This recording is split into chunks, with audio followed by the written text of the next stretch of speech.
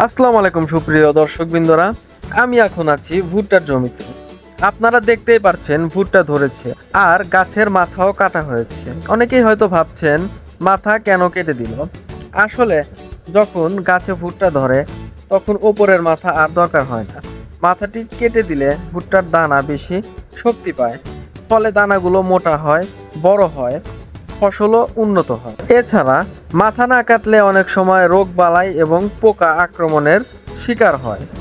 কিন্তু সব থেকে যে মজার একটি বিষয় সেটি হচ্ছে এই ভুট্টা ক্ষেতের মালিক নিজেও জানে না যে এই ভুট্টা ক্ষেতে যখন ভুট্টা চলে আসে তখন ভুট্টা গাছের মাথা কেন কেটে দেওয়া হয়।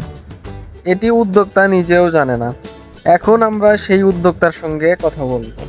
আশা করি আপনারা পুরো ভিডিওতে সাথেই থাকবেন।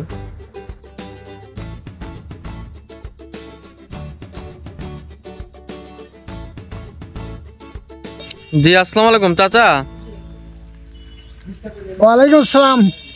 আচ্ছা, এই ক্ষেতে দেখতেছি এই যে ভুট্টার এই আগাগুলো কেটে দিয়েছে, এটা কেন দিয়েছে ভুট্টাতে?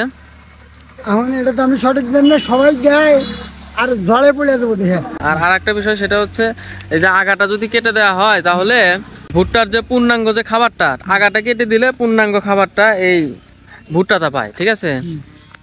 তার জন্য দেয়। আচ্ছা ঠিক আছে চাচা, ঠিক আছে, আসসালামু আলাইকুম। ভুট্টা শুধু পশুর খাদ্য না, এটা মানুষও খায়। পপকর্ন, ফ্লাওয়ার, এমনকি তেল পর্যন্ত উৎপন্ন হয় এই ভুট্টা থেকে। আর সবচেয়ে বড় কথা হচ্ছে এখন দেশের অনেক জায়গায় ভুট্টার দাম খুব ভালো পাওয়া যাচ্ছে। প্রতি মন 900 থেকে 1200 টাকা পর্যন্ত উঠছে জায়গা ভেদে। তাই সময় মতো পরিচর্যা করলে এই ফসলটা অনেক লাভজনক হতে পারে আপনার জন্য। আশা করি এই তথ্যগুলো আপনাদের ভালো লেগেছে। সাবস্ক্রাইব করে পাশে থাকুন। ধন্যবাদ।